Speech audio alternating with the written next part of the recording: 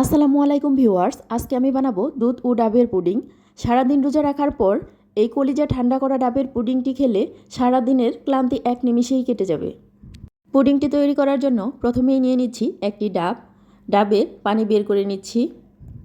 এখন এখানে দিয়ে দিচ্ছি 2 চামচ পরিমাণ চিনি। ডাবের পানি এমনিতেই হালকা মিষ্টি থাকে, অল্প একটু চিনি ব্যবহার করলেই হবে। আর আমি এখানে দিয়ে দিচ্ছি 1 চামচ আগার আগার পাউডার। এই আগার আগার পাউডার তরল জাতীয় খাবারকে জমাট বাঁধতে সাহায্য করে।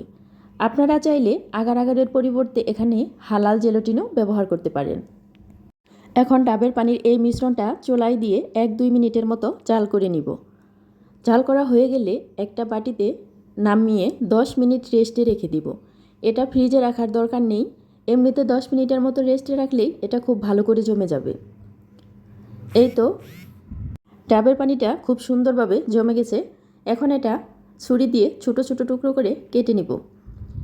আপনারা চাইলে ছোট বড় যে কোনো শেপে সুন্দরভাবে কেটে নিতে পারেন। এই তো আমি কেটে নিলাম, দেখুন কি সুন্দরভাবে জমে গেছে। এখন এটা সাইডে রেখে দুধের মিশ্রণটা তৈরি করে নিব। এখন এখানে নিয়ে নিলাম 1 কাপ পরিমাণ দুধ। দুধের মধ্যে দিয়ে দিব 2 চামচ পরিমাণ চিনি এবং 1 চামচ পরিমাণ agar agar powder.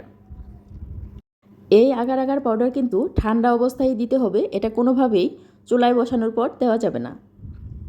Agar agar পাউডারটা ঠান্ডা অবস্থায়ই খুব সুন্দরভাবে মিশিয়ে নিতে হবে। এখন এটা চুলায় দিয়ে কিছুক্ষণ জাল করে নিতে হবে।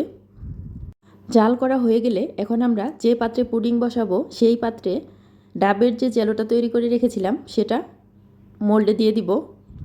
মোল্ডে ডাবের জেলোটা সুন্দরভাবে দিয়ে দেওয়ার পর এখন এখানে আমরা ঢেলে দিব দুধের যে মিশ্রণটা জাল করে রেখেছি সেটা।